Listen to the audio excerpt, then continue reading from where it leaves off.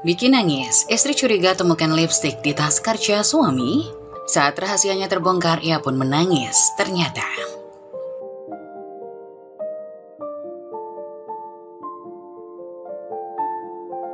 "Mas, tolong angkatin galon," teriakku dari dapur.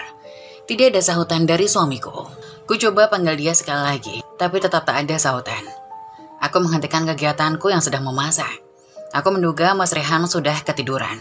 Aku berjalan menuju kamar dan benar dugaanku, dia sudah ketiduran dengan posisi terlentang.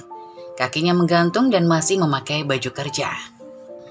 Aku mendesah dan menggeleng, entah kenapa akhir-akhir ini dia sering pulang malam dan kecapean seperti ini. Tak sekali ini dia langsung ketiduran begitu sampai rumah. Kulihat wajahnya tampak kelelahan, bahkan dia sudah mengorok halus meski posisi tidurnya terlihat kurang nyaman. Aku memutuskan untuk merebuskan air untuk mandinya. Setelah itu aku siapkan makan malam dan berniat membangunkannya untuk makan. Lalu aku teringat tadi mau mengganti galon yang sudah kosong. Akhirnya aku pun berusaha sekuat tenaga untuk mengangkatnya sendiri. Dan aku mencari wadah bekal makan siang Mas Rehan. Mau kucuci sekalian dengan setumpuk peralatan dapur yang masih kotor di wastafel. Aku buka ransel Mas Rehan dan ku cari wadah bekalnya. Ku perhatikan tas ransel itu sudah terlihat kotor dan agak kumal. Aku berpikir sebaiknya besok ku cuci tasnya. Mumpung besok akhir pekan jadi Mas Rehan libur kerja. Aku keluarin semua barangnya dalam tas. Ada laptop, charger, buku notes, beberapa alat tulis seperti pulpen dan spidol, dompet, tisu basah, kotak kecil berisi obat-obatan dan satu buah sarung. Aku membuka resleting kecil yang ada di ransel tambahan yang di depan. Ternyata isinya ada beberapa lembaran kertas kerja yang dijepret rapi. Aku keluarin dengan hati-hati dan kutumpuk rapi di atas meja. Sebelumnya, aku rendam tasnya. Aku putuskan untuk memeriksa kembali, karena khawatir masih ada barang-barang kecil seperti flash disk atau korek api yang belum dikeluarkan. Aku merogoh juga saku tempat laptop dan tanganku langsung berhenti. Aku mengambil barang yang terasa seperti benda kecil yang nyelip di sana. Lipstik? Kok bisa ada lipstik di ransel Mas Rehan? Gumamku, sambil memperhatikan lipstik yang berwarna merah merona itu. Dadaku langsung berdebar, aku menghela nafas panjang dan mencoba mengenyahkan kecemasanku. Apa mungkin Mas Rehan selingkuh di belakangku? Tapi, gak mungkin. Dia bukan tipikal lelaki seperti itu. Aku gak boleh seuzon dulu. Tapi tunggu. Mataku langsung terpaku pada cap label harga yang masih berada di ujung lipstik itu. Hanya saja harganya sudah tersobek sedikit. Kemudian kebuka isi dalamnya. Ternyata masih utuh. Berarti lipstik ini masih baru, gumamku. Mungkinkah Mas Rehan membelikanku lipstik ini? Apa dia tahu lipstikku sudah hampir tumpul? Batinku bertanya. Aku merenung sejenak, tapi kemudian aku menggeleng. Mas Rehan sudah tahu dari dulu aku tak terbiasa memakai lipstik yang terlalu merona. Aku lebih suka memakai lipstik yang warnanya natural. Aku putuskan untuk menaruh lipstik itu di meja makan dan melanjutkan mencuci piring di wastafel sambil berpikir keras tentang siapa pemilik lipstik itu. Tak lama kemudian, air rebusan di panci sudah mendidih. Aku segera mematikan kompor dan bergegas ke kamar. "Mas, bangun mas," ucapku sambil mengguncang pelan tubuh Mas Rehan. Tak lama kemudian dia menggeliat dan menguap. "Aduh, aku ketiduran lagi ya," gumamnya, sambil duduk dan melemaskan otot-otot kakunya. "Iya, kamu mungkin kecapean, karena beberapa hari ini sering pulang malam. Memangnya kerjaan lagi banyak ya mas? Kok sering lembur?" tanyaku. Angguknya. "Ya sudah, sekarang makan dulu yuk, habis itu mandi. Itu, sudah aku siapin air hangat, biar ndak masuk angin," kataku. Mas Rehan mengangguk dan bergegas ke meja makan. Aku mengikuti di belakangnya. Saat dia mau duduk, dia tertegun melihat lipstik di meja makan. "Oh iya mas, tadi aku ngeluarin semua barangmu di ransel, karena besok pagi mau aku cuci, mumpung kamu libur. Tapi aku nemuin lipstik ini, punya siapa ini mas?" tanyaku sambil memegang lipstik itu. Mas Rehan terpaku dan terdiam, wajahnya seperti kebingungan. "Oh, itu lipstik hadiah," ujarnya gugup. "Hadiah? Dari siapa?" cacarku sambil mengambilkan nasi untuknya. Tadi sore di kantor ada lomba Agustusan. Aku ikut lomba dan menang juara 3. Dapat hadiah ternyata isinya lipstik," ujarnya. "Oh gitu, kok gak bilang ke aku?" "Iya, lupa tadi, keburu ketiduran." "Tapi kamu gak suka pakai lipstik merah merona gitu kan?" "Iya sih, tapi merahnya bagus. Kebetulan aku belum punya yang warna gini. Kira-kira pantas nggak ya aku pakai warna ini?" ucapku sambil memegang lipstik itu. Mas Riana menatapku. "Pantas juga kok, tapi seingatku kamu nggak suka warna yang itu." Iya sih, aku nggak terbiasa pakai yang begini. Kalau kamu nggak mau pakai, rencananya mau aku kasihin Mbak Lis, ujar Mas Rehan sambil menyendok sop ayam yang aku hidangkan. Mbak Lis adalah kakak perempuan Mas Rehan satu-satunya. Oh gitu, iya deh kasih ke Mbak Lilis aja daripada nggak kepake, mubazir nanti, sahutku. Aku taruh di kresek sini ya mas, besok kalau ke ibu bawa sekalian buat Mbak Lis, ujarku sambil memasukkan lipstik itu ke dalam kresek kecil yang bersih. Mas Rehan hanya mengangguk saja. Selesai makan, Mas Rehan langsung mandi. Aku ke kamar mandi untuk melipat baju-baju yang aku angkat dari jemuran tadi sore. Kudengar ponsel Mas Rehan yang ada di atas meja berdering. Aku lihat yang menelponnya adalah Pak Ridwan, supervisornya di kantor. Karena Mas Rehan sedang mandi, aku biarkan saja telepon itu sampai berhenti berdering. Toh nanti Mas Rehan bisa telepon balik, pikirku. Tapi telepon itu kembali berdering. Akhirnya aku inisiatif untuk mengangkatnya. Khawatir ada yang penting banget. Halo Han, kemana aja sih kamu? Lipstik si Linda masih aman kan? Halo Pak Ridwan, ini Aira, istrinya Mas Rehan. Mas Rehan masih mandi Pak, sahutku. Oh, iya Mbak, maaf. Tadi saya pikir Rehan sendiri yang angkat teleponnya, sahut Pak Ridwan dengan gugup. Maaf Pak, tadi Bapak bilang tentang lipstik. Apa maksudnya lipstik merah yang dibawa Mas Rehan? Tanyaku penasaran. Iya Mbak. Oh, memangnya itu lipstiknya siapa Pak? Tanyaku. Pak Ridwan tak langsung menjawab. Halo Pak Ridwan, tegurku. Iya Mbak, itu lipstik untuk hadiah karyawan yang ultah Mbak dari saya. Kemarin saya yang beli dan saya titipkan ke Rehan. Rencananya tadi mau saya kasihkan sepulang kantor, tapi kami kelupaan karena ada meeting dadakan. Terang Pak Ridwan. Oh gitu. Baik Pak, nanti saya sampaikan ke Mas Rehan. Pak Ridwan lalu mengakhiri teleponnya. Aku merenung. Kenapa tadi Mas Rehan bilangnya lipstik itu adalah hadiah dari lomba Agustusan? Apakah dia berbohong? 5 menit kemudian Mas Rehan sudah selesai mandi dan masuk kamar. Mas, tadi Pak Ridwan telepon berkali-kali. Aku terpaksa angkat. Dia nanya tentang lipstiknya Linda, ujarku. Mas Rehan yang masih menggosok rambutnya dengan handuk langsung diam terpaku. Dia menoleh ke arahku dengan gerakan pelan. Linda? Tanyanya gugup, wajahnya terlihat tegang. Iya, siapa Linda itu mas? Tanyaku. Itu keponakannya Pak Ridwan, jawabnya. Oh, bukan karyawan yang lagi ultah? Tanyaku lagi. Maksudnya? Tadi Pak Ridwan bilang lipstik itu sebenarnya buat karyawan yang lagi ultah, namanya Linda. Yang benar itu gimana sih mas? Nadaku mulai terdengar geram. Mas Rehan mulai terngangah, lalu mendecak kesal sambil mengacak rambutnya sendiri. Mas Rehan menatapku gelisah karena ketidaksesuaian penjelasan dia dengan Pak Ridwan. Akhirnya dia kupaksa bercerita yang sebenarnya. Cerita mas, yang mana yang benar? Desaku. Mas Rehan menghela nafas panjang. Yang pasti bukan seperti yang kamu pikirin sayang, tegasnya. Memangnya apa yang aku pikirin? Cacarku. Kamu pasti berpikir aku selingkuhkan dan lipstik itu milik selingkuhanku, gumamnya. Lah, memangnya iya? Hentakku. Demi Allah, aku tidak berselingkuh, tegasnya sambil mengacungkan jari telunjuknya ke atas. Terus? Gini Ra, itu lipstik memang buat Linda, yang beli Pak Ridwan. Kemarin sore sepulang kantor sama aku. Pak Ridwan menitipkannya padaku karena gak berani bawa pulang. Rencananya mau dikasihkan ke Linda tadi sepulang kantor, tapi aku kelupaan. Jadi ku bawa pulang lagi, urainya. Linda itu memang keponakannya Pak Ridwan? Tanyaku. Bukan, dia itu karyawan baru di kantor, tutur Mas Rehan sambil menunduk. Terus kenapa tadi Mas bilang kalau dia keponakan Pak Ridwan? Maksudku supaya kamu gak nanya terus-menerus. Mana tahu kalau Pak Ridwan bilang ke kamu itu buat karyawan yang ultah. Aduh, keluhnya sambil menepuk jidatnya. Kenapa Pak Ridwan harus takut bawa pulang lipstik itu kalau memang tujuannya untuk memberi hadiah bawahannya? Itu hal yang lumrah kan? Atau jangan-jangan ada hubungan spesial ya antara Linda dan Pak Ridwan? Kataku sambil memelotot sedikit. Mas Rehan menatapku lekat lalu mengangguk pasrah. Masalahnya Ra, hanya aku yang tahu tentang itu, gumamnya. Aku lalu mendesak kesal. Terus Mas manut aja, diikut-ikutin masalah kayak gini. Kenapa Mas? Kenapa Mas malah mendukung perselingkuhan seperti itu sih? Kesalku. Pak Ridwan memohon ke aku Ra. Sebenarnya awalnya aku gak tahu, tapi tanpa sengaja aku mergoki mereka berpelukan pas di ruangan.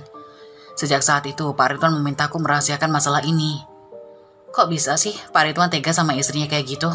Seingatku istrinya cantik dan seksi, malah kayak gak banding lah sama dia yang hitam, gendut, botak pula. Lugasku menggambarkan sosok Pak Ridwan dan istrinya. Hus, gak boleh body shaming gitu, tegur suamiku. Aku cuma berteci saja. Dia pernah curhat ke aku kalau istrinya itu jarang mau diajak bercinta. Istrinya itu selalu sibuk dengan banyak kegiatan di luar dengan bestinya. Jadi Pak Ridwan sering merasa kesepian dan terabaikan. Cerita Mas Rehan. Ya harusnya diperbaiki komunikasinya. Kalau memang istrinya mulai meremehkan kodratnya ya ditegur secara halus dong. Masa langsung dibalas dengan selingkuh? Dasar lelaki, sukanya solusi instan saja. Gerutuku. Kita kan gak tahu persis masalah yang sebenarnya. Aku juga laki-laki Lora. Jangan langsung menyamaratakan gitu. Protes Mas Rehan. Ya sudah, yang penting kamu jangan sampai ketularan loh Mas. Aku memperingatkan suamiku. Aku lalu mengambil bungkusan kresek lipstik tadi dan menaruhnya di atas laptop Mas Rehan. Untung aja aku belum WA Mbak Alis tentang lipstik itu. Lain kali jangan suka bohong lagi Mas. Apapun masalahnya, katakan yang sebenarnya, biar gak ada salah paham. Kataku pada Mas Rehan. Mas Rehan hanya mengangguk pasrah. Sejak kejadian itu aku jadi kurang percaya sama Mas Rehan. Entah kenapa, hati kecilku mengatakan kalau suamiku itu menyimpan suatu rahasia. Aku memang baru menikah dengannya 2 tahun. Dan kami belum dikaruniai seorang anak. Dia tak pernah mendesakku, begitu pula keluarganya. Ibunya yang sudah renta dan sakit-sakitan memang jarang berkomunikasi denganku, tapi orangnya baik dan sabar. Mas Rehan hanya 2 bersaudara, dia anak bungsu dan Mbak Lis adalah sulungnya. Kakaknya itu seorang janda dengan 1 anak perempuan berusia 10 tahun. Suaminya minggat entah kemana, sejak 4 tahun lalu, dan dia diceraikan secara sepihak. Mbak Lis yang tinggal dengan ibunya hanya berjualan lotek untuk menyambung hidup. Mas Rehan juga membantu perekonomian ibu dan kakaknya dengan memberikan subsidi sebesar 1 juta per bulan. Ini sudah dia lakukan bahkan sejak sebelum menikah denganku dan aku mengetahuinya. Pekerjaannya sebagai manajer keuangan di sebuah perusahaan terkenal memberinya penghasilan yang cukup besar. Aku sendiri bekerja sebagai staf administrasi di sebuah rumah sakit swasta di kota ini. Aku bersyukur karena pendapatan kami mampu mencukupi biaya hidup sekaligus membantu ibu mertuaku. Aku sendiri bekerja sebagai staf administrasi di sebuah rumah sakit swasta di kota ini. Aku bersyukur karena pendapatan kami mampu mencukupi biaya hidup sekaligus membantu ibu mertuaku. Almarhum bapak mertuaku katanya dulu bekerja sebagai buruh pabrik sebelum meninggal. Sementara orang tuaku adalah pedagang sembako di pasar besar. Aku adalah anak sematawayang yang cukup beruntung. Ayahku menghadiahi kami sebuah rumah tipe 40 saat kami menikah. Sehingga kami tak perlu lagi memikirkan tentang tempat tinggal. Suamiku tipe orang yang sederhana, tidak suka menghamburkan uang untuk sesuatu yang tidak penting. Bahkan hobinya termasuk hobi yang murah, yaitu memancing dan bersepeda. Hanya bermodalkan sepeda pancal dan alat pancing yang sudah dimiliki, dia akan menikmati hari liburnya dengan senang. Suatu malam saat Mas Rehan mandi, ponselnya berdering. Kulirik ponsel yang tergeletak di meja itu muncul dengan nama Marcel di layar. Aku abaikan saja dan meneruskan hobiku menonton drakor. Tak lama kemudian muncul notifikasi WA dan sekilas kubaca yang muncul di layar. WA itu dari yang namanya Marcel tadi dan berisikan kalimat, "Sudah aku transfer 20 juta, coba cek." Aku mengernyitkan alisku, kenapa suamiku mendapat transferan dana sebesar itu? Untuk urusan apa? Setauku, dia nggak lagi menjalankan bisnis apapun selain bekerja di kantor. Karena penasaran akhirnya aku buka ponselnya yang tak di-password itu. Kami berdua memang sepakat tidak akan pernah mengunci HP kami masing-masing. Memang ada gambar screenshot bukti transfer dari orang bernama Marcel senilai 20 juta ke rekening Mas Rehan. Di bawah gambar itu tertulis kalimat yang sempat terbaca sebelum kubuka WA-nya tadi. Aku pun penasaran akan kebenaran transferan itu. Aku buka sekalian m-bankingnya dan ternyata benar ada mutasi transaksi itu. Sedetik kemudian Mas Rehan masuk kamar sambil masih menggosok rambutnya yang basah. "Mas, ini kok ada WA dari Marcel tentang transferan 20 juta? Uang apa?" Tanyaku sambil menyodorkan ponselnya. Mas Rehan berhenti menggosok rambutnya dan menatapku kaget. Dia lalu mengambil ponsel yang aku pegang dan membaca WA tersebut. Dia lalu berdiam sejenak dan langsung menaruh HP-nya kembali di lemari. "Itu biaya konsultasi perhitungan dan pengurusan pajak buat kantor dia," jawabnya santai. "Loh, memangnya kamu buka jasa konsultan pajak? Sejak kapan?" tanyaku. "Baru-baru ini aja. Awalnya itu bisnisnya Pak Ridwan dan rekan-rekan alumninya. Terus beliau menawariku masuk sebagai anggota karena klien makin banyak. Lumayan sih, bisa buat tambahan penghasilan," terangnya. "Kok mahal amat, Mas? Memangnya perusahaannya Pak Marcel itu bergerak di bidang apa?" "Perusahaan kontraktor," jawabnya singkat sambil memakai kaos yang baru diambilnya dari lemari. "Kamu memangnya ada waktu buat ngerjain pajak orang lain? Jangan sampai keforsir tenagamu loh," aku mengingatkan. Suamiku tersenyum lalu naik ke ranjang dan memelukku. "Kalau aku capek kan, ada istri tercinta yang mijitin," gumamnya sambil menciumi leher dan pipiku. Aku terkekeh karena geli. "Seng, aku cari duit tambahan buat biaya renovasi rumah ibu. Kamu tahu kan, atap rumahnya udah mau roboh karena dimakan usia. Catnya udah pada ngelupas semua. Aku harap kamu ngerti, ujarnya. Oh gitu, ya nggak apa-apa mas. Asalkan kamu bisa jaga kesehatan dan nggak terlalu kecapean, sahutku sambil mengelus mukanya. Saat hari Sabtu siang, tiba-tiba ada driver Gojek yang datang membawa dus kue yang cukup besar ke rumah. Maaf bu, apa benar ini rumahnya Bapak Rehan? Tanya driver Gojek itu. Iya betul pak, ada apa ya? Ini ada kiriman kue buat Pak Rehan, ujarnya sambil menyerahkan dus kue itu. Dari siapa mas? Tanyaku sambil mengamati dus kue dengan label toko roti yang cukup terkenal. Waduh, saya kurang paham bu, karena ini tokonya yang order saya buat ngirim kue ini. Oh gitu, ya sudah, saya terima ya, saya istrinya. Baik bu, maaf saya fotokan dulu nggak apa-apa ya. Aku mengangguk. Selepas si driver pergi, aku buka dus kue itu. Isinya ternyata kue donat dengan rasa bermacam-macam yang tampaknya enak sekali. Aroma kuenya sangat menggoda. Aku tahu kue dari toko kue ini memang selalu enak dan terjamin kualitasnya meski harganya cukup mahal. Aku potong-potong dan kutata di atas piring. Setelah itu aku bongkar dus kuenya biar lebih praktis saat membuangnya. Tapi tiba-tiba, ada secari kertas kecil yang terlipat jatuh dari dasar kue dus itu. Kupungut dan kubuka lipatannya. Thank you for everything from D. Kalimat yang tertulis di kertas kecil itu. Alisku mengernyit. Dari siapa sebenarnya kue ini? Kok ada inisial D di akhir kalimat? Mas Rehan harusnya libur hari ini dan aku harusnya kerja. Tapi kondisi hari Sabtu pekan ini terbalik. Karena kebetulan Mas Rehan hari ini lembur. Sedangkan aku izin cuti karena siang ini akan menemani mama ke pernikahannya sepupuku. Ayahku sedang keluar kota untuk mengurus bisnis barunya. Aku taruh kertas kecil itu di atas kulkas. Nanti akan aku tanyakan pada Mas Rehan. Aku lalu memakan sepotong kue donat yang enak itu dan bergegas pergi ke rumah mama. Usai dari kondangan, aku pulang agak larut. Sekitar jam setengah 11 malam. Aku buka pintu rumah yang tak terkunci karena sudah berpesan pada Mas Rehan untuk tidak menguncinya sebelum aku pulang. Kulihat Mas Rehan ketiduran di sofa tamu dan di meja ada piring kue donat tadi dengan isi tinggal 2 potong. Kubangunkan dia.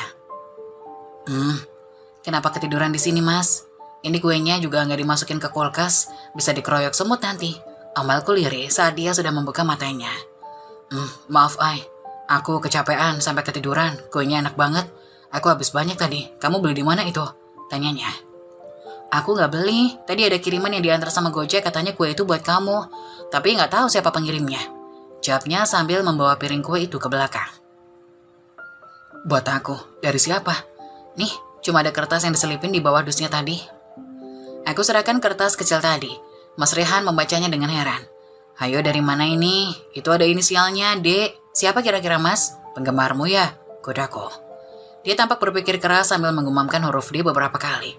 10 detik kemudian wajahnya langsung menegang dan menatapku dengan sedikit gugup. Sudah tahu dari siapa? Kayaknya dari klien yang berkonsultasi tentang pajak. Ada yang bernama Dani. Ujarnya gugup. Dani siapa? Ya, Dani Nugroho namanya. Oh gitu. Kok pakai inisial segala sih? Bikin orang curiga aja. Emang orangnya nggak ngasih tahu kamu, mas? Enggak, mungkin dia lupa. Tapi dia pernah nanya ke aku suka kue apa. Ntar mau dikirimin katanya. Ya mungkin ini tanda terima kasih. Aku manggut-manggut aja karena tubuhku sudah lelah dan mata tinggal 5 watt. Yuk kita tidur mas, udah midnight nih. Ajakku ke kamar sambil menguap lebar. Kamu tidur duluan aja, aku mau sholat malam dulu. Ujarnya. Selesai ganti baju dan membersihkan riasan, aku berencana mau ke kamar mandi untuk wudhu karena belum menunaikan sholat isya. Saat mau masuk ke kamar mandi, ku dengar samar-samar suara Mas Rehan sedang menelpon seseorang di dalam kamar kosong sebelah kamar mandi. Dini, kenapa kamu ngirim kue segala sih ke rumahku?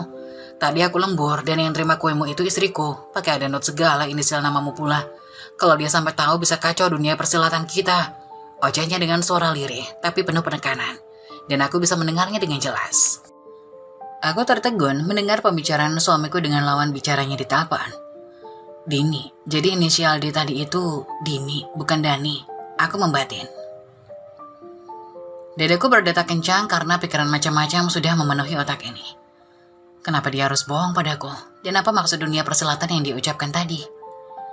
Aku hampir teriak dan menendang punggungnya dari belakang saat itu, tapi akhirnya aku tahan. Jika meminta klarifikasi saat ini, apalagi dalam keadaan emosi, Mas Rehan bisa berbohong lagi. Aku cepat-cepat kembali ke kamar dan duduk di meja rias seolah masih sedang menghapus riasanku. Aku dengar suara gemericik air di kamar mandi. Sepertinya Mas Rehan sedang mengambil air wudhu. Dia lalu masuk kamar dan kaget melihatku masih belum tidur. Loh, Ai, kok belum tidur? Iya mas, masih bersihin makeup. Abis ini mau sholat isya dulu. Jawabku tenang. Oh gitu. Yaudah, aku mau sholat malam dulu. Aku tadi sholat isya, jadi nggak bisa jamaah sama kamu. Ya, nggak apa-apa mas. Aku lalu beranjak ke kamar mandi. Kutahan emosi di dada yang sudah melonjak-lonjak dengan berwudu. Setelah 2 tahun menikah, baru kali ini aku menaruh kecurigaan pada Mas Rehan. Aku harus menyelidikinya pelan-pelan. Selama ini, aku mengenalnya sebagai suami yang baik, taat agama, jujur, dan terbuka. Tapi kenapa dia sudah 2 kali berbohong padaku? Yang pertama tentang lipstik merah yang ada di tasnya. Sekarang tentang siapa pengirim kue donat tadi siang. Sebelum masuk kamar, aku buka kulkas dan sisa 2 potong kue donat tadi langsung kubuang ke tempat sampah. Sudah hilang seleraku untuk memakannya, padahal itu kue kesukaan kami berdua. Kebetulan, keesokan harinya adalah hari Minggu. Aku sudah siap-siap memakai sepatu lariku, tapi Mas Rehan malah duduk sambil minum kopi di teras depan. Loh mas, kita nggak jogging ke alun-alun? Hari ini aku lagi malas, Ay. Aku capek banget, pengen tidur aja di rumah. Kamu nggak apa-apa kan jogging sendirian? Ujarnya sambil terlihat meregang-regangkan tubuhnya. Ya sudah, aku berangkat dulu ya. Pamitku sambil segera jalan cepat. Lokasi alun-alun kebetulan memang nggak jauh dari komplek perumahan kami, jadi kami biasanya langsung jalan menuju ke sana. Saat berjalan, aku merenungi keanehan-keanehan apa saja dari Mas Rehan yang mungkin tidak kusadari selama ini.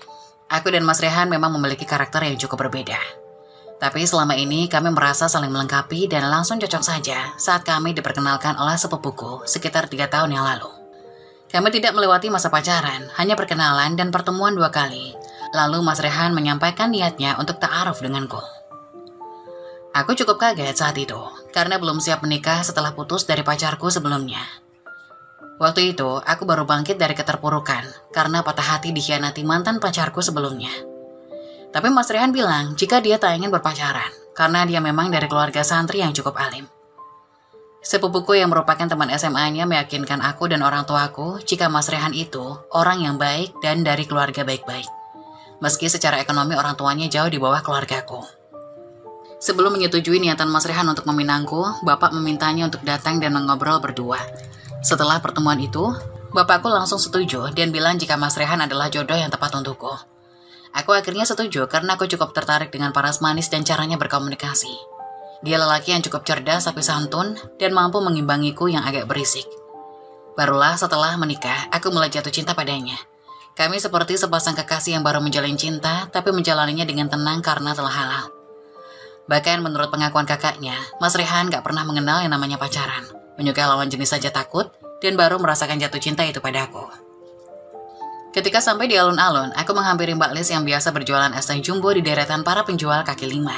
Tiap hari Minggu dia memang jualan es teh jumbo di lokasi dekat alun-alun. Katanya lumayan buat menambah pemasukan pendapatan. Mbak, beli es tehnya 1, sapaku.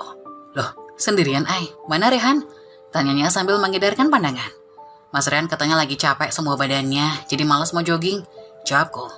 Aku lalu menyapa dan mengusap kepala Alia, keponakan Mas Rehan yang sedang menemani ibunya berjualan. Oh gitu, nih es tehnya.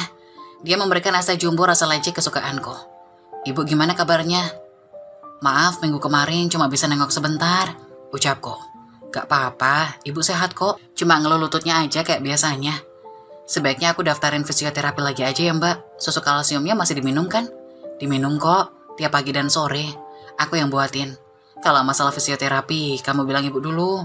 Takutnya orangnya gak mau. Tahu sendiri, ibu suka gak telaten kalau harus antri di rumah sakit.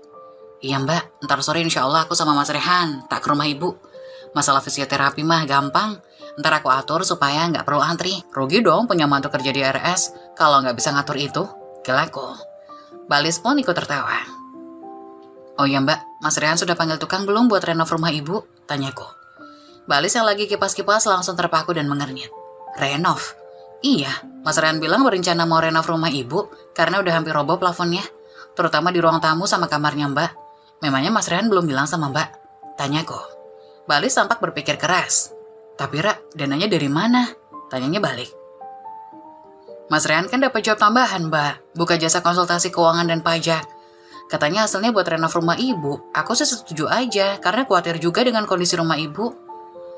Oh gitu, Rehan belum bilang sama aku sih. Gak tahu lagi kalau udah bilang sama ibu. Oh, mungkin belum sempat kali ya. Mas Rehan akhir-akhir ini sering lembur kerjanya. Entar sore insya Allah aku ajak ke rumah ibu. Aku pamit dulu ya mbak, ini uang esnya. Aku serahkan uang 50 ribuan kepada kakak iparku itu. Nggak usah Ra, pakai bayar segala. Udah bawa aja uangnya. Nih, aku buatin 1 cup lagi buat Rehan, ujar Mbak Lis. Karena memaksa mengembalikan uangku, akhirnya uang itu aku kasihkan ke Alia.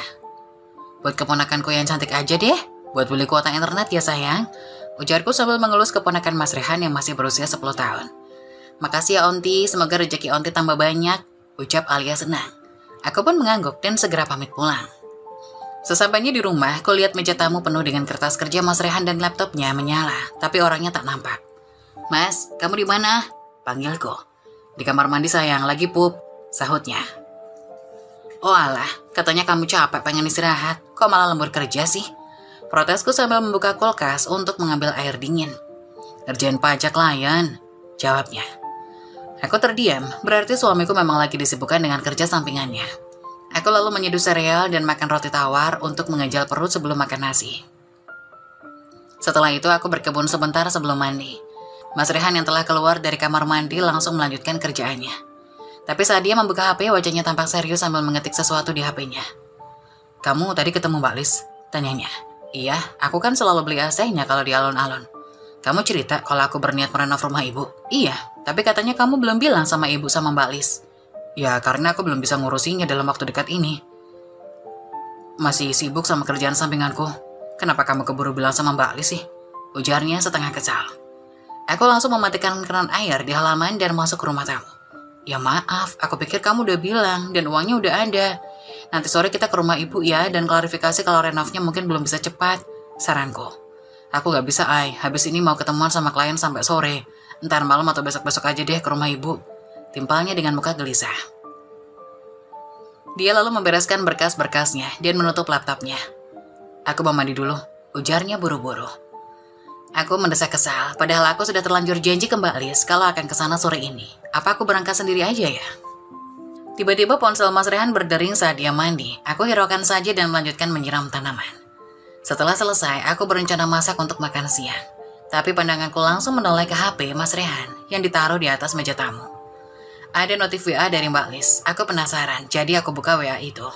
Ternyata Mbak Lis mengkonfirmasi kebenaran tentang rencana renov rumah ke Mas Rehan. Yang bikin aku kaget adalah chat terakhir mereka. Maaf Mbak, uang yang aku dapat dari kerja sampingan sementara aku transfer ke Linda buat pengobatan Bapak dulu. Kenapa sih kamu masih peduli ke dia? Dia sudah aku anggap mati. Jangan gitu Mbak, gimana pun dia kan ayah kita. Tapi jangan bilang apa-apa ke ibu ya. Aku usahakan cari dana secepatnya buat renov rumah biar Aira nggak curiga juga. Aku mendelik membaca chat itu. Apa maksudnya dengan kalimat untuk pengobatan Bapak? Bukannya bapaknya Mas Rehan sudah almarhum. Terus yang dimaksud Linda itu siapa lagi? Apakah Linda yang sama dengan yang punya lipstik merah? Rahasia apa lagi ini? Aira, aku menoleh. Mas Rehan menatapku yang sedang memegang HP-nya dengan tegang. Mas, ini apa maksudnya? Aku mengangkat HP-nya. Dia menghampiriku lalu merebut ponselnya. Aku bisa jelaskan, tapi saat ini aku harus pergi nemuin klien dulu. Jawabnya sambil buru-buru ke kamar untuk ganti baju. Aku mengikutinya dengan hati mendongkol. Apa susahnya cerita dulu ke aku, Mas? Sentakku. Aku harus profesional, Klien meminta aku ketemu setengah jam lagi di kafe. Aku harus sampai sana lebih dulu. Aku gak ngerti deh, Mas. Katamu bapak kamu sudah gak ada. Kenapa sekarang tiba-tiba kamu mengaku ngirim uang untuk bapak kamu? Ini gimana sih? Aku terus mendesaknya. Dia diam saja tak menggubris. Setelah berpakaian rapi, dia bergegas membereskan berkas-berkas dan laptopnya, lalu cepat-cepat memakai helm dan menyalakan motor tanpa menghiraukan panggilan protesku. Aku hanya bisa menghela nafas kesal saat motornya pergi, lalu menenggak air putih dengan nafas memburu. Aku berpikir keras, enaknya aku tunggu dia pulang atau mendapat penjelasan, atau mencari tahu sendiri lewat Mbak Lis. Saat aku hendak menelpon Mbak Lis, tiba-tiba Mama menelpon. Aira, siang ini Pak Didario sama Syifa datang ke kota dan rencananya mampir ke rumah Mama. Kamu bisa kesini nanti sama Rehan? Semenjak menikah dia kan belum pernah ketemu sama Pak Dimu. Ujar Mama. Pak Didario adalah kakak Mama yang tinggal di luar negeri. Sejak aku menikah 2 tahun lalu, beliau belum pernah pulang ke Indonesia. Jadi otomatis tidak pernah ketemu dengan suamiku. Dia sudah menduda sejak istrinya meninggal 7 tahun lalu dan hanya tinggal bersama anak bungsunya yang bernama Syifa di luar negeri. Oh gitu, Ma. Masalahnya Mas Rehan lagi lembur siang ini. Pak De di kota ini sampai malam nggak? Pak De nginep di sini sampai besok. Nggak apa-apa, nanti malam saja kesininya. Aku pun setuju, lalu aku memutuskan untuk mandi agar pikiran ini lebih segar dan mengurungkan niatanku untuk masak. Selesai mandi, aku mengirim pesan pada Mas Rehan tentang rencana ke rumah Mama, tapi pesan itu hanya centang satu, rupanya dia mematikan HP-nya. Karena aku kesal, aku menghubungi Reza, sahabatku sejak SMA untuk mengajaknya jalan-jalan. Reza setuju dan kami akan bertemu di mall 1 jam lagi. Aku bergegas ganti baju dan mengabaikan rumah yang berantakan. Biasanya hari Minggu gini aku rajin bersih-bersih dan masak. Tapi kali ini moodku sedang kacau dan aku ingin jalan-jalan saja. Hai Besti, apa kabar? Tambah glowing aja nih. Sapa Reza di depan pintu mall. Kami pun cipika-cipiki dan berpelukan sesaat. Bisa aja kamu, perasaan kamu yang semakin cetar Mbak Heno. Timpalku, dia pun terkikik mendengar pujianku. Tumben banget kamu telepon aku ngajak jalan-jalan, say. Biasanya kalau aku yang ngajak, kamu selalu aja sibuk spend time with your hubby. Cibirnya. Aku tertawa kecil. Aku paham kenapa dia menyindirku begitu. Karena memang terakhir hangout sama dia sih sekitar 5 bulan lalu. Sejak menikah aku jadi jarang keluar sama bestiku dan lebih banyak menghabiskan waktu bersama Mas Rehan. Ya maklumlah, aku kan masih masa pacaran sama Mas Rehan, belaku. Iye, aku mah maklum aja, berasa dunia milik berdua ya, sindirnya. Aku hanya tertawa saja. Kami pun lalu masuk ke mall dan jalan-jalan keluar masuk toko baju sambil berbelanja. Reza membuka HP-nya saat ada notifikasi WA lalu tersenyum. Aira, sebentar lagi temanku Reza mau gabung sama kita, boleh kan? Kita makan siang sama-sama di atas nanti, ujarnya. Temanmu? Laki? Iya, dia teman kuliahku dari Jogja. Kebetulan bulan ini dia lagi ada tugas di kota ini, dia juga kan bukan orang sini. Sejak di sini dia sering ngajak aku jalan, katanya sih biar dia cepat adaptasi. Oh gitu, kalau memang kamu ada perlu sama dia gak apa-apa aku pulang aja sah, jawabku. Jangan, kita malah lebih seru kalau jalan bertiga, ya kan? Hitung-hitung nama temen lah. Dia tuh manajer yang pegang divisi corporate business gitulah, kalau nggak salah. Kali aja suatu saat kita butuhkan enak, kita harus aktif jaringan relasi yang banyak, say. Ceplos Reza panjang lebar. Reza memang orangnya ramai, seru dan suka bicara. Dia punya banyak teman dan berbagai kalangan karena kecerewetannya itu. Gak kaget kalau dia sukses menjadi marketing di sebuah perusahaan developer papan atas. Akhirnya aku mengangguk setuju. Kami pun langsung menuju ke area resto dan memilih kemasakan persifutan. Setengah jam kemudian, teman yang ditunggu akhirnya datang. Reza, sini. Reza melambai ke seorang lelaki yang baru saja masuk ke resto. Lelaki itu masuk sambil tersenyum lebar. Perawakannya cukup atletis, wajahnya tampan dan berpenampilan rapi. Layaknya para manajer besar. Dan yang sempat bikin aku melongo adalah lesung pipi di kedua pipinya yang bikin wajahnya semakin menawan. Reza, kenalin, ini besti aku, Aira Maharani, panggilannya Aira. Ujar Reza sambil menunjuk ke arahku. Lelaki itu mengeluarkan tangannya dan aku menyambutnya dengan ramah. Tangannya begitu halus dan hangat, aku bahkan sempat terhipnotis sesaat. Halo, aku Reza Pahlavi, salam kenal, ujarnya. Halo, salam kenal juga, aku Aira, jawabku. Dia lalu duduk di sebelah Reza menghadapku. Maaf, sepertinya aku mengganggu acara kalian ya, tanyanya. Oh, tentu tidak, say. Kita tadi lagi shopping santai aja. Enak ketemu rame-rame gini, bisa nambah teman. Bener gak, Rah? Kata Reza. Aku hanya mengangguk mengiyakan. Gimana nih kerjaanmu? Lancar, Zah? Tanya Reza. Alhamdulillah lancar. Baru seminggu di sini aku sudah dapat klien baru. Besok janjian survei. Wah, mantap, Zah. Bisnis apa kliennya? Tanya Reza. Orangnya selama ini kerja di perusahaan besar di luar negeri. Dia salah satu nasabah bank yang sama di sana. Tapi dia WNI. Dia dan anak gadisnya juga punya bisnis kafe yang cukup ramai di luar negeri dan berencana memperluas bisnisnya di Indonesia. Aku hanya diam menyimak. Terus kredit plannya rencananya gede nggak? Cecar Reza. Lumayan gede sih, karena mau buka langsung di 5 kota besar di Indonesia dengan 10 titik lokasi. Konsep tempat dan ornamen dalam kafe bakal disamakan dengan yang ada di luar negeri. Wah, kongres ya. Akhirnya pecah telur juga. Semoga langsung nyambung ke klien-klien gede berikutnya. Aira mengacungkan kedua jempolnya. Thanks ya, Sah. Ini juga berkat support kamu, sahut Reza. Aku sempat tertegun dengan penjelasan Reza, lalu memutuskan bertanya. Kalau boleh tahu, apa nama kafenya yang di luar negeri itu? Reza menatapku. Kafe Laki Latte, jawabnya. Aku kaget dan melongo. Pemiliknya bernama Dario Herlambang kan? Tanyaku. Iya, kok kamu tahu? Reza ikut kaget. Ya ampun, itu Pak Ade aku. Makanya tadi mamaku nelpon katanya Pak Ade lagi pulang ke Indonesia. Sahutku antusias. Really, say? Wah, kebetulan yang sangat langka. Timpal Reza. Kami bertiga pun tertawa bersamaan. Beneran itu Pak de kamu ya? Tanya Reza. Iya, nama anaknya Syifa. Iya, bener loh. Rencananya si Syifa nanti bakal pegang bisnis kafenya di sini. Kok bisa kebetulan gini ya? Reza mengernyit sambil menggaruk dahinya yang gak gatal. Lalu tertawa renyah. Ekspresinya itu membuat wajahnya tampak semakin menawan. Aku langsung mengalihkan perhatianku ke arah lain. Bisa-bisanya aku mengagumi lelaki lain. Ini pasti karena kekesalanku pada Mas Rehan saja.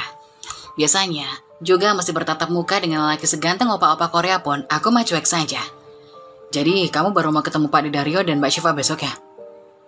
Iya, secara formalnya di kantor. Tapi Pak Dario ngajak ketemuan dulu nanti malam di resto dekat rumahnya. Pengen ngobrol santai dulu katanya. Oh gitu. Aku sendiri rencana ketemu sama Pak Deku nanti malam. Karena suamiku siang ini masih lembur. Tumben si Rehan sibuk lembur. Tanya Reza. Dia sekarang punya side job ngurusin pajak usaha orang. Tadi katanya mau ketemuan sama kliennya, makanya aku ngajak kamu hangout. Oh alah, jadi aku tadi diajak karena kamu kesepian. Asli ya, sejak kamu nikah aku jadi cuma cadangan aja. Gerutu si Reza dengan gaya centilnya. Aku dan Reza tertawa melihatnya. Sedetik kemudian, tiba-tiba ada notif WA masuk dari Mas Rehan. Aira, kamu di mana? Sepertinya Mas Rehan sudah pulang. Aku lagi hangout ke mall sama Reza. Rencana pulang jam berapa? Kamu gak masak ya tadi? Bisa nitip makan gak? Iya bisa, mau makan apa? Lalapan ayam saja. Maaf, habis makan ini aku langsung cus pulang ya. Mas Rehan udah pulang dan nitip makan. Aku tadi gak masak soalnya, kataku. Ih, gak asik kau, Ra. Masa baru jalan 2 jam udah pulang sih? Protes si Raisa. Iya maaf Sah, nanti kapan-kapan kita jalan lagi ya. Thank you so much deh buat kamu yang udah nemenin aku hangout. You are the best bestie on the world, pujiku. Raisa hanya berdecih dan terlihat sewot. Reza dan aku tertawa bersama.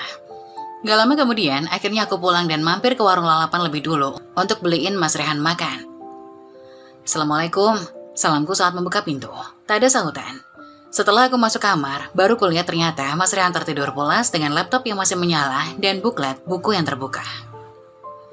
Aku menggeleng-geleng melihatnya. Aku paling jengkel jika di kasur ada barang-barang yang berantakan. Padahal di ruang tengah sudah disiapin meja kerja. Tapi Mas Rehan sukanya main laptop di kasur. Aku bersihin buklet yang berisikan tentang perhitungan keuangan dan pajak yang aku nggak paham. Setelah itu aku ambil laptop yang masih menyala itu. Tampak file tentang laporan keuangan sebuah perusahaan terbuka di sana. Saat laptop itu mau kematikan, tiba-tiba ada email masuk dari yang namanya Dini. Aku tertegun melihat nama yang gak asing itu. Apakah ini Dini yang pernah ditelepon Mas Rehan secara diam-diam itu? Aku bawa laptop itu keluar kamar lalu menaruhnya di meja kerja ruang tengah. Aku putuskan membuka email dari @dini21. Email itu berisi 2 file Excel dengan kalimat pengantar. Mas Rehan, ini aku kirimkan laporan keuangan digitalnya selama 2 tahun terakhir beserta bukti-bukti transaksinya. Tolong kamu cek semua dan temukan sebanyak mungkin pelanggarannya. Laporan pajaknya juga aku lampirkan. Aku butuh bukti konkret segera untuk menggugat suamiku. Jika semua ini selesai, kita bisa bebas menjalankan rencana kita berdua. Alisku mengernyit. Rencana kita berdua? Rencana apa itu? Sebenarnya Dini dan Mas Rehan ini punya hubungan apa sih? Aku memandang foto di HP-ku dengan geram. Sebelum aku mematikan laptop Mas Rehan tadi, aku sempetin memfoto isi email dari si Dini21. Aku memang sengaja memfoto sebagai bukti kelak jika Mas Rehan mengelak telah menerima email itu. Aku akan mencari tahu lebih banyak lagi rahasia yang disembunyikan olehnya. Instingku biasanya tak pernah salah. Kali ini aku merasa Mas Rehan menyembunyikan fakta tentang sesuatu yang aku tidak boleh tahu. Malamnya, aku ajak Mas Rehan untuk menemui Pak De Dario. Sebelumnya, Mama mengirim pesan jika Pak De mengundangku dan Mas Rehan untuk makan malam bersama keluarga besar di restoran langganan keluarga kami. Sesampainya kami di restoran, suasana terasa akrab dan hangat. Ada Mama dan ayahku, Pak De Dario dan Mbak Syifa, Om dan Tante, serta beberapa sepupu. Kami melepas rindu sama Pak De Dario yang telah bertahun-tahun gak pernah pulang ke Indonesia. Maafkan Pak De, Aira, Rehan, karena gak bisa hadir di pernikahan kalian. Pak De bahagia melihat Aira sudah menikah dan memiliki suami yang baik. Ayahnya Aira banyak cerita tentang kamu, nak, ujar Pak De dengan antusias. Aku dan Mas Rehan tersenyum mengangguk. Gak apa-apa kok Pak De, yang penting doanya selalu. Toh kita kan masih bisa saling video call kalau kangen, sahutku. Aku berharap si Syifa ini juga segera menemukan jodohnya di sini. Makanya aku pulangkan dia ke Indonesia buat cari jodoh sambil ngurusin bisnis kafe kita di sini. Pak De melirik ke arah Mbak Syifa. Mbak Syifa berdejak kesal. Papa ini selalu aja ngoyo, nyuruh aku kawin. Aku udah bilang loh, Ra, ntar kalau udah ketemu jodohnya ya pasti kan kawin juga. Iya, tapi kamu sudah bertahun-tahun di luar negeri, nggak pernah pacaran sama sekali. Mending di sini aja, stok lelaki yang satu server lebih banyak. Ingat, umurmu sudah hampir 30 tahun. Keburu aku tambah keriput, kamunya nggak kawin-kawin. Sewot Pak De. Keluarga yang lain tertawa mendengarnya. Kalau kawin mah gampang, Pak. Yang sulit kan nikah. Papa mau aku cepet kawin. Oke, besok aku kawin. Goda Mbak Syifa. Hus, ngawur kamu. Emangnya kambing asal kawin aja? Bentak Pak De. Bapak sama anak itu memang seringkali suka cekcok atau amel-amelan, tapi sebenarnya mereka nggak bisa dipisahkan. Jadi Pak De rencana tetap balik ke luar negeri? Tanyaku. Iya, Ra. Pak De nggak boleh resign dulu sama owner perusahaan di sana sebelum pembukaan cabang perusahaan yang baru ini selesai. Perkiraan Pak De sih tahun depan semua baru beres. Pak De sih pengennya cepat-cepat balik ke sini. Di sana kesepian. Apalagi habis ini Syifa nggak ikut balik. Ujar Pak De dengan nada sedih. Siapa suruh anaknya dikembaliin ke sini? Timpal Syifa sewot. Papa pengen kamu sukses jadi pengusaha kafe di sini. Kalau misalnya nggak berhasil, setidaknya Papa masih ada di luar negeri untuk menampungmu kembali di sana. Kami yang jadi penonton perdebatan mereka hanya bisa ketawa saja. Sedetik kemudian tiba-tiba Pak De melambai ke arah pintu. Ternyata ada tamu lain yang datang, yaitu si Reza, teman Reza yang tadi siang sudah berkenalan denganku. Malam Pak Dario, maaf, ini sepertinya saya datang tidak pada waktu yang tepat. Ada acara keluarga ya Pak? Sapa Reza dengan sopan. Enggak kok. Saya memang sengaja mengundang kamu ke sini. Ini keluarga besar saya yang ada di kota ini. Kamu sudah lama gak ketemu. Jadi saya mengadakan makan bersama sebelum besok lusa saya kembali ke luar negeri. Ujar Pak De. Ayo, silakan duduk Mas Reza. Pak De mempersilahkan Reza duduk. Perkenalkan semua, ini Mas Reza yang akan bantu proses kredit untuk pembukaan cabang kafe laki-laki di Indonesia. Reza mengangguk pada semua anggota keluarga. Dan saat dia melihatku, dia langsung kaget dan tersenyum sambil menyebut namaku. Aku pun melambai padanya. Aira sama Reza udah saling kenal? Tanya Pak De. Baru tadi siang kenalnya Pak De. Kebetulan tadi siang aku nge-mall sama teman. Terus dikenalin sama Mas Reza, yang ternyata juga temannya dia. Mas Rian melirikku dan menatap Reza bergantian. Aku jadi merasa nggak enak dengan Reza. Mas Reza kenalin, ini Mas Rehan suamiku. Selaku. Oh iya, halo Mas, salam kenal. Reza langsung mengulurkan tangan untuk menyalami Mas Rehan, yang kebetulan duduk persis di depannya. Mas Rehan hanya tersenyum sambil menyalami balik. Makan malam dilanjutkan dengan obrolan santai antara keluarga. Sementara Reza tampak berbicara agak serius dengan Pak De Dario dan Mbak Syifa di meja yang terpisah. Sepertinya mereka membahas masalah rencana bisnis yang akan dimatangkan di kantornya besok pagi. Kulihat Mas Rehan lebih banyak diam dan melihat HP daripada mengobrol dengan keluargaku. Dia terlihat seperti minder karena keluarga besarku pada sibuk membahas masalah bisnis dan pekerjaan masing-masing. Keluarga besar dari Mama memang rata-rata bisa dibilang cukup sukses. Saudara kandung maupun sepupu Mama banyak yang berhasil menjadi pengusaha sukses atau bekerja di perusahaan yang bonafit. Menyadari situasi yang kurang enak ini, akhirnya aku putuskan mengajak Mas Rehan pulang duluan dengan alasan agak kurang enak badan. Kamu sakit, Ra? Kok tadi kamu pamit kita pulang duluan karena gak enak badan? Tanya Mas Rehan waktu kita jalan ke parkiran. Aku gak apa-apa, cuma capek aja, pengen cepat pulang. Ucapku berbohong. Tampak sekilas Mas Rehan memperhatikan deretan mobil milik keluarga besarku yang terparkir rapi di depan resto sambil mendengus ringan. Kamu pasti pengen punya mobil kayak saudara-saudara kamu itu ya, Ai. Mobil mereka gak ada yang murahan. Gak juga tuh, aku sih bahagia dengan yang kita punya sekarang kok Mas. Sahutku. Aku janji, suatu saat pasti bisa beliin kamu mobil, Ai. Gema Mas Rehan sambil tersenyum. Aku hanya mengaminkan saja. Kami pun menembus dinginnya malam dengan berboncengan rapat. Kami berdua terdiam dan tenggelam dalam pikiran kami masing-masing. Sesampainya di rumah tiba-tiba ponsel Mas Rehan berdering. Aku sempat melirik dan melihat ada sederet nomor tanpa nama yang muncul di layar HP-nya. Dia melihat nomor itu cukup lama tapi akhirnya diangkat juga. Apa? Bapak koma? Jangan bercanda kamu Linda. Teriaknya keras di teras sesaat setelah dia angkat teleponnya. Aku kaget mendengarnya. Mas Rehan seketika sadar jika dia habis teriak lalu menoleh ke arahku. Setelah itu dia berjalan ke dekat pagar rumah untuk menjauhiku. Aku sendiri masih terpekor di ruang tamu menatapnya. Samar, ku dengar dia berkata, aku akan segera ke sana. Tolong kamu bisikin bapak supaya kuat. Setelah dia menutup teleponnya, dia berlari menghampiriku. Ai, maaf, aku mau keluar sebentar, ada urusan. Pamitnya. Ku cekal lengannya hingga membuat dia berhenti melangkah. Mas, kamu mau kemana? Bapaknya siapa yang koma? Siapa Linda itu? Cecarku dengan nada tinggi. Aku akan jelaskan nanti Aira, sekarang aku harus cepat-cepat pergi. Ucapnya buru-buru. Aku langsung menyambar kunci motor yang lagi dipegangnya. Aku gak akan ngizinin kamu pergi sebelum kamu ceritakan sebenarnya. Sentakku. Mas Rehan kaget melihat sikapku, lalu melotot ke arahku. Cukup Aira, kemarikan kontak motornya. Paksanya. Tidak, kamu boleh pergi asal aku ikut juga, tandasku. Dia mendecak kesal sambil mengacak rambutnya sendiri. Terserah, kalau mau ikut saja, bentaknya. Aku terperangah mendengarnya. Baru kali ini Mas Rehan membentakku. Wajahnya terlihat tegang tapi pucat. Kami pun berboncengan dalam diam, dengan berjarak. Hatiku yang merasa sakit karena habis dibentak jadi enggan untuk memeluknya. Aku tertegun saat motor kami berhenti di parkiran RS, rumah sakit tempat aku kerja setiap hari. Kok kita kesini? Tanyaku. Ikuti saja aku. Jawabnya singkat. Aku mengikuti langkah cepatnya ke UGD. Satpam dan perawat di sana kaget melihatku. Aku berusaha tenang dan menyapa mereka dengan ramah. Sementara suamiku tak menggubris siapapun yang menyapa kami. Langkahnya terhenti di depan salah satu bed UGD. Di sana tampak seorang laki-laki tua terbaring tak bergerak dengan hidung terjepit selang oksigen. Dan tubuhnya dipenuhi kabel-kabel yang tersambung ke monitor tanda vital. Bapak bangun Pak. Ini aku Rehan. Bertahanlah Pak, aku mohon. Kulihat Mas Rehan tersenduh-senduh sambil berusaha membangunkan lelaki tua itu. Mas, Bapak tadi sempat menyebut-nyebut nama Mas Rehan sebelum koma. Saut seorang gadis cantik yang berdiri di samping kasur lelaki yang dipanggil Bapak tadi. Mas Rehan menoleh ke gadis itu. Linda, apa kata dokter? Gimana harapan hidup Bapak? Cecarnya. Aku menoleh dan mengamati gadis yang sedang terisak itu. Alisku mengernyit. Siapa gadis ini dan lipstik itu? Iya. Lipstik merah yang ada di atas nakas itu mirip sekali dengan lipstik yang kutemukan di tasnya Mas Rehan waktu itu. Mas Rehan, panggilku lirih. Mas Rehan dan gadis ini tadi menoleh bersamaan. Mas Rehan baru menyadari jika aku dari tadi masih ikut berdiri di dekat mereka saat mereka sibuk berbincang tentang kondisi lelaki tua itu. Mas Rehan lantas berdiri dari kursi dan menatapku dengan sendu. Mas, ini siapa? Kenapa kamu memanggilnya Bapak? Terus gadis ini siapa? Tanyaku sambil memandang ke arah gadis berjilbab putih itu. Gadis itu tampak ketakutan dan hanya menunduk. Mas Rehan menarik nafas berat. Aira, ini bapakku. Aira, ini bapakku. Beliau masih hidup tapi tinggal terpisah.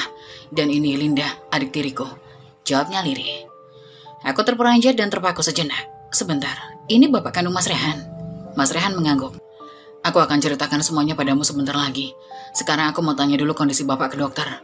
Ujarnya sambil berlalu menuju ke meja dokter UGD di tengah ruangan yang dingin itu. Aku melongo dan masih menatap bingung gadis itu dan lelaki tua yang terbaring secara bergantian. Mbak Aira ya, kenalkan aku Linda. Ujar gadis itu sembari menyodorkan tangannya takut-takut. Aku salami dia balik meski dengan gerakan ragu. Ini bapak kamu dan Mas Rehan.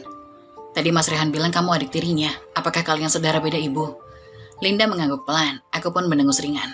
Kok bisa aku tidak tahu apa-apa? Desahku. Linda hanya diam saja tak menjawab. Aku akhirnya memutuskan untuk keluar mencari udara segar. Tolong kasih tahu Mas Rehan, saya tunggu di depan ya. Pintaku pada Linda, dia mengangguk pasrah. Aku memilih duduk di kursi panjang yang tersedia di depan UGD. Tak lama kemudian, Bang Riksa, satpam yang bertugas di depan UGD menghampiriku. Mbak Aira, yang sakit di dalam siapa? Tadi saya lihat suami Mbak Aira sampai nangis. Tanyanya. Aku tersenyum sekilas. Kerabatnya suami saya, Bang. Jawabku singkat. Dia hanya manggut-manggut saja. Sepertinya kondisinya parah ya, Mbak. Saya belum tahu persis, tapi katanya tadi koma. Ini Mas Rehan masih ngobrol sama dokternya. Jawabku sambil memijit-mijit keningku yang tiba-tiba berdenyut sakit. Mbak Aira pusing, saya ambilkan minum dulu ya. Bang Riksa langsung melesat ke dalam untuk mengambil air mineral dan langsung memberikannya padaku. Aku tersenyum menerimanya, meskipun agak terganggu dengan kekepoannya, tapi aku menghargai perhatiannya. 10 menit kemudian, Mas Rehan keluar dan duduk di sampingku. Wajahnya terlihat kuyuh dan sedih. Aku diam saja dan menunggu dia bicara lebih dulu. Kata dokter, kondisi bapak sudah sangat parah. Penyakit diabetesnya sudah mengakibatkan komplikasi ke organ tubuh lain. Sekarang jantungnya membengkak dan ginjalnya sudah tidak bisa berfungsi dengan baik. Hanya mukjizat yang bisa menyelamatkannya, ujarnya sambil terisak. Aku hanya bisa mendesah pelan. Aku sebenarnya ikut prihatin dan sedih, tapi sulit untuk mengekspresikannya karena hatiku masih diliputi kemarahan akibat kebohongan Mas Rehan. Aku ikut prihatin, Mas, tapi bisakah kamu ceritakan yang sebenarnya apa yang terjadi? Tuntutku. Dia menoleh dan menarik nafas panjang. Maafkan aku karena telah berbohong padamu tentang bapak. Sebenarnya bapakku masih hidup, tapi ibuku menganggapnya telah mati sejak bapak memutuskan kawin lagi 20 tahun lalu. Aku terperangah mendengarnya. Jadi, saat aku masih berusia 8 tahun, bapak terkena PHK karena pabrik tempatnya bekerja bangkrut. Akhirnya, bapak kerja serabutan tapi tidak bisa memenuhi kebutuhan kami. Suatu saat, tetanggaku yang kerja di luar kota pulang untuk liburan. Saat tahu bapak menganggur, dia mengajak bapak kerja di luar kota. Sebenarnya waktu itu ibu sudah melarang, tapi bapak bersikeras berangkat karena nggak ingin nasib keluarga kami terlunta-lunta. Setelah bekerja hampir setengah tahun di sana, kami dapat kabar kalau bapak sudah menikah lagi dengan orang lokal di sana. Ibu sangat terpukul dan marah. Bapak sempat pulang dan berusaha memberi penjelasan pada ibu jika dia menikahi gadis luar kota itu karena terpaksa. Aku tak tahu persisnya seperti apa, tapi ibu nggak mau tahu dan langsung meminta cerai. Setahun kemudian tetanggaku yang kerja di sana itu mengabari Mbak Lis kalau istri barunya bapak hamil. Tapi sayangnya istrinya meninggal saat melahirkan. Bayinya selamat dan Linda itulah anak yang dilahirkan. Bapak tetap bekerja di sana sambil membesarkan Linda dibantu mertuanya di sana. Dan saat Linda mau masuk SMA, neneknya meninggal. Lalu bapak memutuskan pindah ke sini lagi dan membawa Linda. Sejak bercerai, bapak masih tetap mengirimkan uang lewat omku, adiknya bapak. Sama om, uang itu ditabung tanpa sepengetahuan ibu. Saat aku pengen kuliah tapi terkendala oleh biaya, saat itulah omku menceritakan kisah bapak yang sebenarnya dan menyerahkan tabungan itu untuk biaya kuliahku. Ibu taunya aku bisa kuliah karena dapat beasiswa. Aku tahu gimana sakitnya hati ibu dan Mbak Lis, tapi aku juga merindukan sosok bapak yang tak hadir saat masa kecilku. Om mempertemukanku dengan bapak saat aku mau masuk kuliah. Kami akhirnya terus berhubungan baik tanpa sepengetahuan ibu. Sampai suatu saat Mbak Lis memergokiku sedang makan di warung bareng bapak dan Linda. Meski awalnya marah dan berontak, Mbak Lis akhirnya bisa menerima alasanku.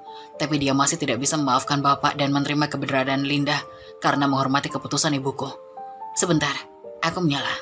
Berarti ibu tidak tahu kalau bapak kamu masih hidup bahkan tinggal di sini? Tanyaku. Mas Rehan menggeleng. Bapak melarangku untuk memberitahu ibu agar hidup ibu lebih tenang. Bapak sering minta maaf karena telah melewatkan masa kecilku. Bapak sungguh menyesal atas apa yang terjadi. Bahkan sejak istri keduanya meninggal, bapak tidak pernah menikah lagi. Bapak berkali-kali memintaku menjaga Linda jika suatu waktu terjadi sesuatu dengannya. Hanya aku dan omku harapan bapak. Saat Mas Rehan masih akan melanjutkan ceritanya, tiba-tiba ada seorang lelaki tua yang tampak hampir seumuran mertuaku menghampiri kami dengan tergopoh-gopoh. Rehan, gimana kondisi bapakmu? Tanya lelaki itu. Om, bapak koma. Mas Rehan seketika berdiri dan menangis terisak sambil memeluk lelaki tua itu. Ya Allah, sabar ya nak, sabar. Apa aku boleh menengoknya? Mas Rehan mengangguk, tapi kemudian memperkenalkan kami terlebih dahulu. Ayo, ini Om Darwis, adiknya bapak yang tadi aku ceritakan. Om, ini Ayo istriku, ujar Mas Rehan. Lelaki itu menatapku lalu mengeluarkan tangannya. Aku sambut dengan mencium tangan itu dan tersenyum sopan. Maafkan saya ya, Nduk, baru sekarang kita saling kenalnya, ucapnya sendu. Aku hanya bisa bilang tidak apa-apa dan mempersilahkan beliau untuk masuk ke UGD bersama Mas Rehan. Aku tetap di luar dan menatap langit dengan sejuta tanya di kepala. Bagaimana aku harus menyikapi fakta ini? Haruskah aku juga merahasiakan ini dari keluargaku? Tak lama kemudian terdengar suara tangisan di dalam UGD. Aku langsung kaget karena itu suara Mas Rehan. Seketika aku masuk ke IGD dengan tergesa. Kulihat Mas Rehan, Linda, dan Om Darwis menangis sambil menggoyang dan merengkuh tubuh lelaki tua yang berstatus bapak mertuaku itu. Lelaki tua itu telah meninggal dunia. Terlihat dokter dan perawat terengah-engah dan suara mesin yang berbunyi nyaring dengan gambar garis lurus menandakan jika sudah ada upaya penyelamatan tapi tak berhasil. Salah satu perawat langsung mematikan mesin itu setelah dokter menyatakan jam kematian. Suara tangis ketiga orang di depanku kembali bersahutan. Aku menghampiri Mas Arka dan mengusap bahunya. Seketika dia memelukku sambil berucap, Bapak sudah pergi berkali-kali. Rumah tua itu tampak sederhana, terletak di dalam sebuah gang sempit. Linda dan bapaknya Mas Rehan tinggal berdua di sana. Tampak beberapa warga bergotong royong menyiapkan prosesi pemakaman bapak mertuaku.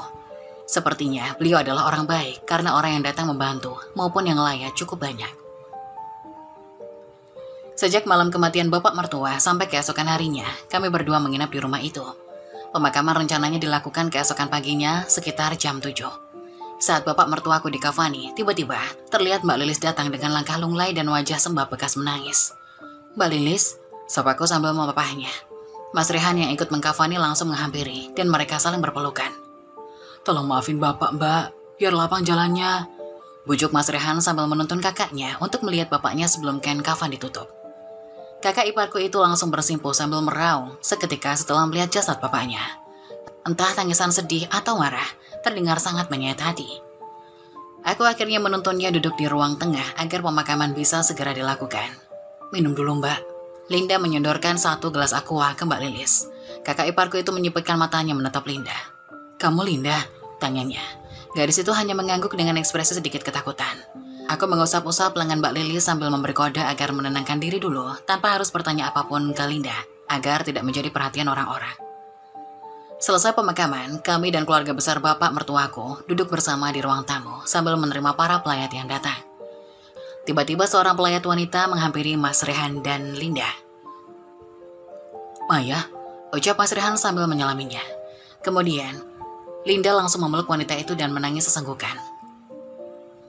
"Aku turut berduka cita ya, Mas Rehan, Linda. Semoga Bapak husnul khotimah," ucap wanita itu lembut. Aku menelisik pada cantiknya, kuperkirakan usianya sebaya denganku. Mas Rehan menoleh padaku dengan pandangan ragu. Aku mengernyit menuntut penjelasan. "Mai, kenalin, ini Ayu istriku." Mas Rehan tiba-tiba memperkenalkan aku kepada wanita itu. Seketika wanita itu menoleh dan menatapku dengan kaget. "Jadi istrimu tahu tentang bapakmu, Mas?" tanyanya heran. Mas Rehan hanya mengangguk pasrah. Kenapa wanita itu heran dan kaget kalau aku mengetahui fakta tentang bapaknya Mas Rehan? Memangnya siapa dia?